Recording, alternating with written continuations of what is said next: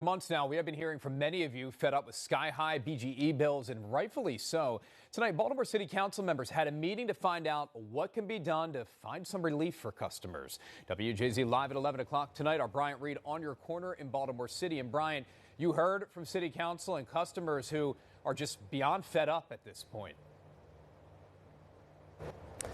Yeah, absolutely, Rick. We've heard the stories for so long, and we know them all too well, right? So many people are struggling with their BGE bills and the rising energy rates, especially considering the winter that we've had. But BGE says customers' high usage, for that reason specifically the winter that we've had, and their need to upgrade the pipeline infrastructure is why those bills keep rising.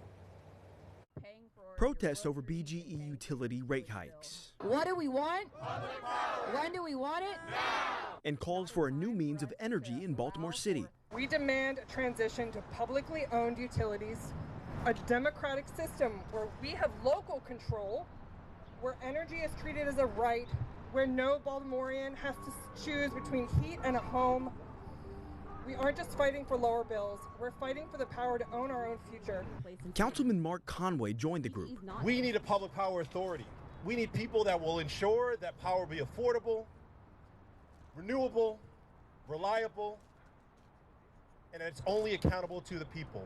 Wednesday night, Baltimore City Council held a meeting to review BGE's pipeline inspection procedures and other operations that could be increasing costs for residents. Well, generally speaking, the Public Service Commission has to make sure that rates are just and reasonable. So when BGE proposed its multi-year rate plan, its first one back in 2020, at least theoretically, it was subject to that standard.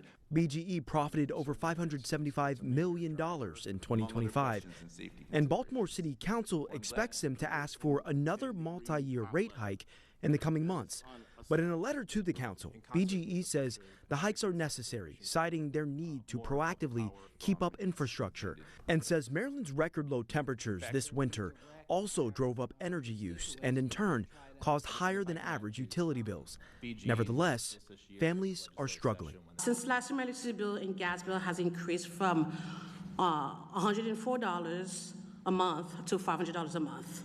Earlier this year, I had to personally take a loan to pay off my utility bill, which went over $2,000. Now I had to take another loan to pay my bill that is now $1,080, meaning that I am now in debt of almost $3,000.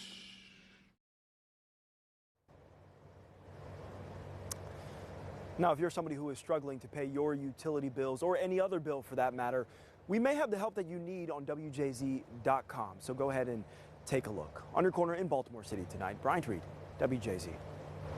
We keep hearing these stories, but something has to change. Brian, thank you.